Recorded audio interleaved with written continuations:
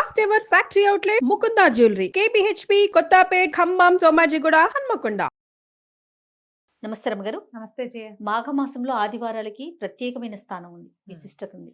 ఈ ఆదివారాలు ఎలాంటి నియమాలు పాటించాలి రమ్మగారు? మాఘం అంటేనే సౌరమాసం కదా, అవును. రవి సంబంధిత మాసం. ఆదివారం అంటే రవివారమే కదా, అందుకని ఈ మాఘంలో వచ్చేటువంటి సప్తమి రథ సప్తమిగా సౌర సప్తమిగా చేసుకుంటాం మనం. తర్వాత ఈ వచ్చే ఆదివారాలు కూడా 4 ఆదివారాలు వస్తాయి, ఎప్పుడైనా ఒకసారి 5 ఆదివారాలు వస్తాయి. ఈ ఆదివారాల్లో కూడా సప్తమి నాడు పాటించిన విధి విధానాలనే ఆదివారం కూడా పాటించాలి.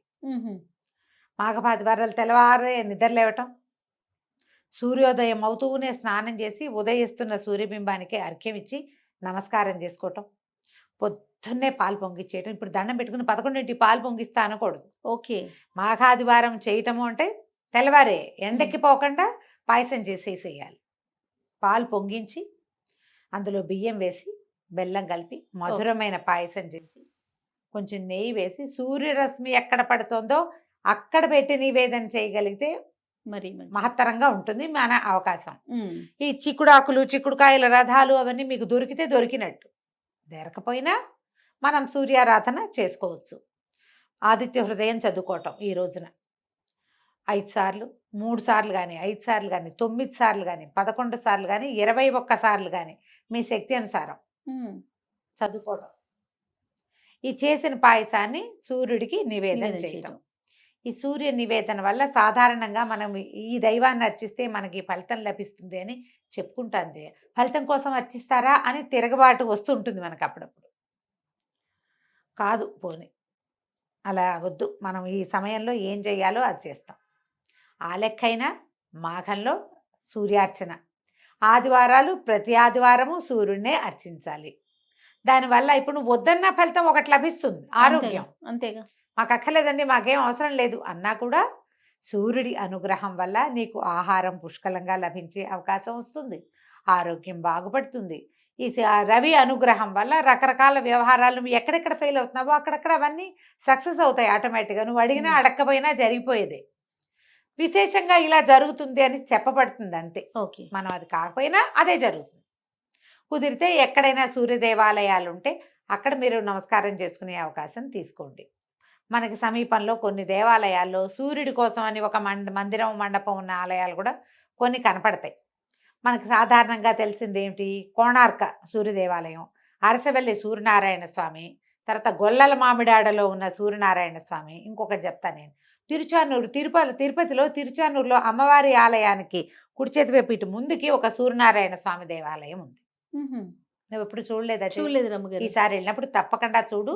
ఎవరైనా ఇప్పటిదాకా చూడకపోయి ఉండుంటే గనక తిరుచానూరులో సూర్యదేవాలయం ఇంత ఎత్తున విగ్రహం, అచ్చు విష్ణుమూర్తి లాగా వెంకటేశ్వర స్వామి విగ్రహం లాగానే కనపడతాడు, శంఖచక్రాలు ధరించి.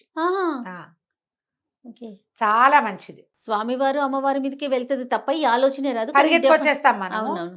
మనం ఒక్క పూట కింద కనుక ఆగితే తిరుచానూరుతో పాటు మనం సూర్యనారాయణ స్వామిని చూడవచ్చు. చక్కగా ఉంటాడు స్వామి, సన్నిధి దగ్గరలో నుంచి దర్శనం చేసుకోవచ్చు. ఆ ఎదురుగుండా ఉన్నది పద్మ సరోవరమే కదా జయ. అవునండి, దానికోసం వెలుసున్నాడు అక్కడ సూర్యుడు. ఓహో, ఎంత బాగుంటుందో. తప్పకుండా చాలా చక్కటి దేవాలయం. అవకాశం ఉన్న వాళ్ళు చూడండి. ఇంకా మన చుట్టుపక్కల కూడా కొన్ని దేవాలయాల్లో సూర్యుడి కోసం అని ఒక చిన్న చిన్న సన్నిధులు ఉన్నవి ఉండొచ్చు. అవును, చూడండి. ఇవి నేను ప్రఖ్యాతమైన వాటి సంగతి చెప్తున్నా. అయితే ఎక్కడో చోట దేవాలయ దర్శనం చేయటం. ఇంకా విశేషించి ఏం చెప్తారంటే, స్త్రీ తైల మధుమాంసాన్ని త్యజేత్ అంటారు. ఆ రోజు త్యాజేత్ తప్పరకుండా వదిలిపెట్టేసేయాలి అని. మీరు ఏ ఆదివారం అయినా కూడా బ్రహ్మచర్యము, తైలం తినకూడదు, నూనె పదార్థాలు తినకూడదు, మధువు మాంసము తీసుకోకూడదు. దానికి ఒక శ్లోకం, స్త్రీ తైల మధుమాంస అని ఏ త్యజంతి రవేర్దినే అని కింద ఇంకో వాక్యం చెప్తారు. చాలా కాలమై నేను ఆ వాక్యం మర్చిపోయాను. ఎవరైతే దాన్ని వదిలేస్తారో వాళ్ళు రవికి ప్రీతిపాత్రమైన వాళ్ళు అవుతారు అని చెప్తారు. మనకి ఇప్పుడు సండేనే నాన్ వెజిటేరియన్ తినే కాలంగా ఉంది. ఇప్పుడు ఏ కాలం లేదులే, పూర్వకాలంలో ఉండేది. ఇప్పుడు అన్ని రోజుల్లోనూ తినేస్తూనే ఉంటారు. ఈ ప్రత్యేకమైన రోజుల్లో మీరు ఇవి మానేయండి. ఒకవేళ మీరు ఆదివారాలు చేయదలుచుకుంటే కనుక తప్పకుండా బ్రహ్మచర్యం, సాయంకాలం భోజనం చేయకూడదు, ఆ తర్వాత బ్రహ్మచర్యం తీసుకోవాలి తప్పకుండా. తైలంతో వంట చేయొద్దు, నేతితోటి వంట చేసుకోండి, నెయ్యి వేసుకోండి వంటలో. ఏముంది, చారులో రసాలు తిరగమాతకి నెయ్యి తిరగమాత పెడతాం, ఏ బీరకాయ బెండకాయ వండుకుంటాం, దానికి మీరు నేతి తిరగమాతే పెట్టుకోవాలి. ఈ ఒకరోజు నేతిలో నూనెలో వేయించిన ఏ పదార్థాలు వాడకూడదు. స్నాకింగ్ అవి చేయకండి, అవి తినకూడదు. మధువు మాంసము తీసుకోకూడదు, అవి తినకుండా ఈ 4 రోజులు చేస్తే కనుక 4 ఆదివారాలు చేసుకుంటే ఆరోగ్యం వస్తుంది, ఐశ్వర్యం వస్తుంది, కార్యసాఫల్యం వస్తుంది. ఎక్కడైనా సమస్యలు ఉంటే అవి తీరుతాయి.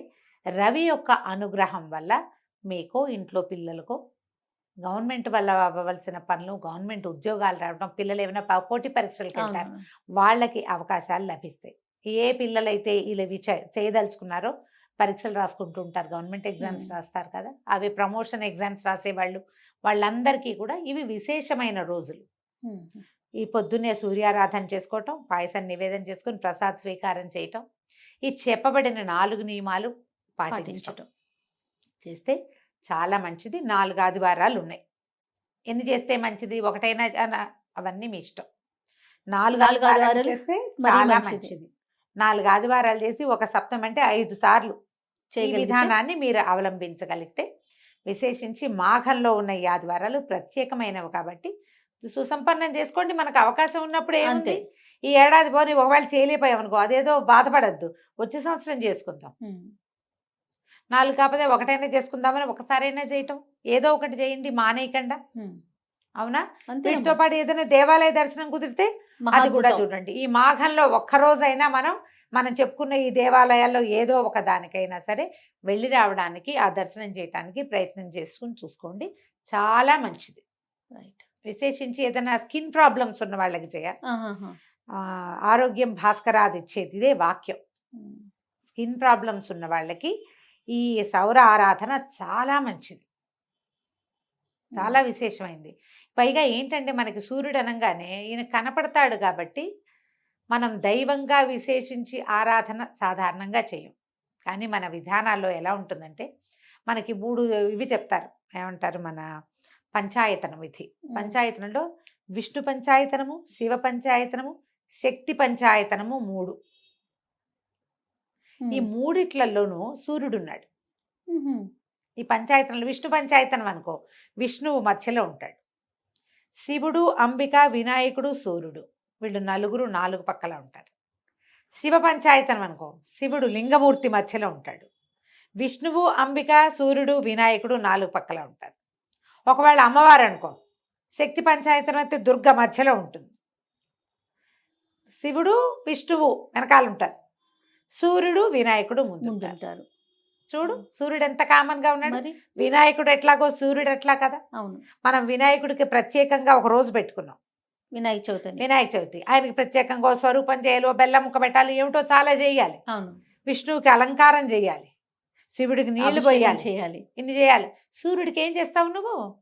పొద్దున్నే లేచి దండం ఒకటి పెడితే చాలదు. సింపుల్ కదా, చాలా చాలా సింపుల్. మనం సూర్యుడికి దండం పెడితే విష్ణుమూర్తికి దండం పెట్టినట్టు అంతే. నీకు 2 అధికం ఫలం కదా. ఒకదాంతో సూక్ష్మంలో మోక్షం. ఒక్క సూర్యుడికి దండం పెడితే నువ్వు విష్ణువుకి దండం పెట్టినట్టు అంతే. ఒక్క సూర్యుడికి నమస్కరిస్తే మిగిలిన 4 దైవాలని నువ్వు స్పృశించినట్లే. విష్ణువు, శివుడు, శక్తి, వినాయకుడు 4 నువ్వు ముట్టుకున్నట్టే. అందుకని పొద్దున్నే లేచి దండం పెట్టుకోండి, పొద్దున్నే లేవండి, ఇది ఒక పాట. లే లే లే అని లేపుతూ ఉండాల్సి వస్తుంది. పొద్దున్నే లేవండి. మీ చాలా ఆరోగ్య సమస్యలు, చాలా ఆర్థిక సమస్యలు, దైవ సంబంధమైనవి, ఈ మన గ్రహాల వల్ల వచ్చే బాధలు సగానికి పైగా తీరిపోతాయి.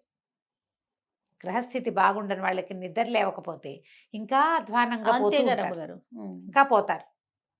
చక్కగా పొద్దునే లేచి దండం పెట్టుకోండి. మాఘాదివారాలు ఈ సంవత్సరం 4 ఆదివారాలు వచ్చినాయి, వీటిని సుసంపన్నం చేసుకోండి, చెడగొట్టుకోకుండా, సమయం వృధా చేసుకోకుండా. తప్పకుండా. నమస్తే.